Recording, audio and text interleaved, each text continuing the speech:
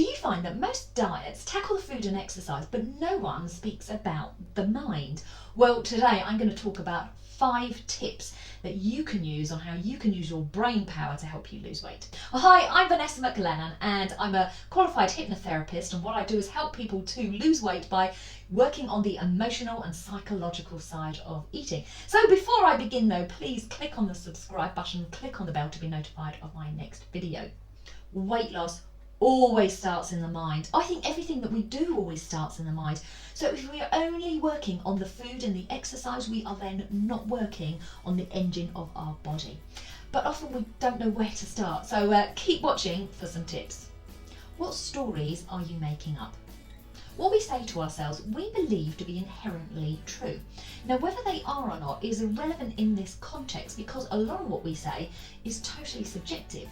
However, we don't often question whether it is true or not. And what we do is, because we believe it to be true, we then behave as if it's true. And because we then behave it's true, it turns out to be true. It's creating this self-fulfilling prophecy. In other words, when we expect something to behave in a certain way, we see it and it does behave in that certain way, so therefore creating that self-fulfilling prophecy. And then it furthers our belief that this thing is inherently true. So now an example might be, to lose weight, I have to never eat pizzas, I have to exercise every single day, and I'm going to be really miserable. Now that is a story that perhaps we've made up, but it's totally subjective. And now some of these stories that we make up are going to have positive outcomes, which is brilliant, but others are going to have negative outcomes, which is what we don't want. So the trick is to listen out for these stories that we're telling ourselves, and then stop and ask yourselves these questions. How do I know this is true? Number 2, how do I know this is not true?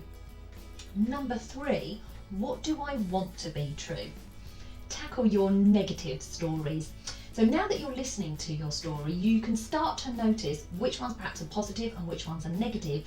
And it's the negative ones that we want to work on, because these are the ones that are stopping us, getting us to where we want to be. So like our example that I gave before, I can't lose weight because, I have to stop eating pizzas and exercise more and I'm going to be miserable. Now this is negative because it's leading to that negative result, the one that we don't want. And then it's also leading to that self-fulfilling prophecy, but in a negative way. So the negatives generally start with things like I can't, I'm not able to, I don't know how to, or, X is happening which leads to Y, and Y is negative.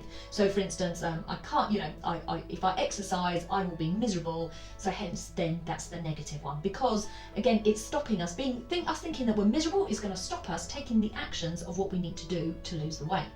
Now, if you think of yourself as someone who, I can't lose weight, I don't know how to keep the weight off, I'm not very good at diets, diets don't suit me, or, I'm just not very good at this weight thing, then that all are stories that you've made up because of this, you gained evidence from somewhere, so then hence you believe it to be inherently true, you're behaving as if it's true, but it's all leading to a negative state for you, something that you don't want to, you're going in the wrong direction.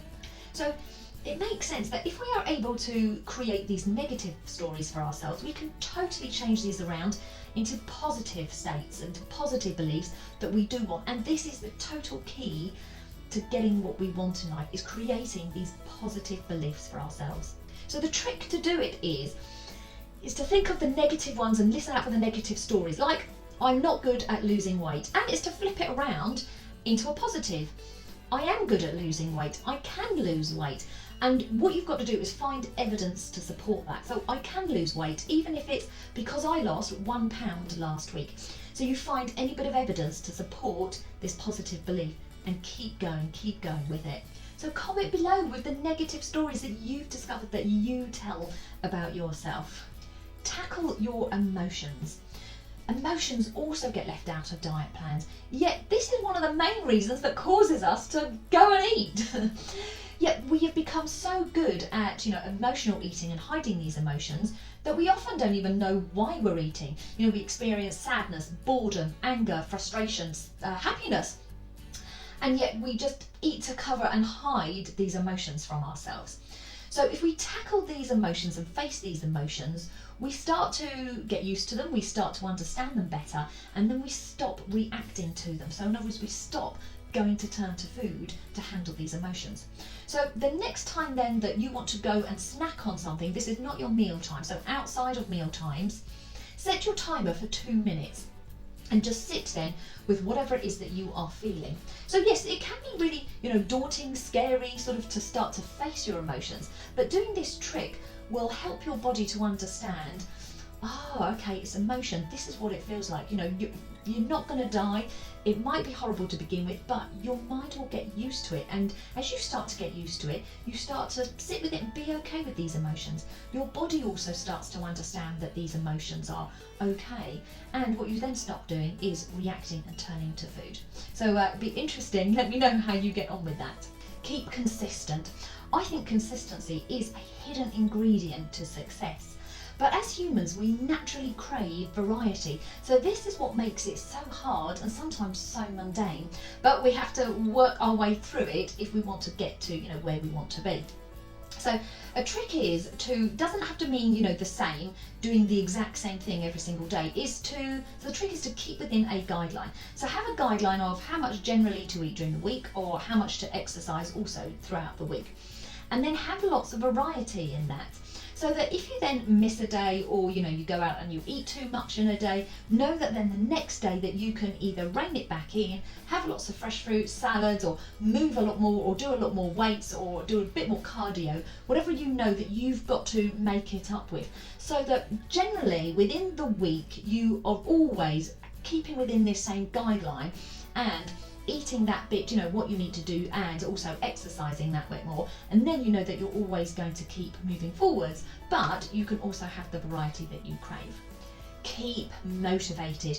Weight loss is not a linear journey. It is such a roller coaster ride, and when you're on those downs, you really need something to keep you up and keep you going. So find something and things that motivate you. So I like post-it notes, put around my mirror and wherever I walk in the morning to keep me sort of motivated. You might like pictures of how you want to look, or clothes hanging up that you want to get fitting back into. Whatever it is, find things that motivate you.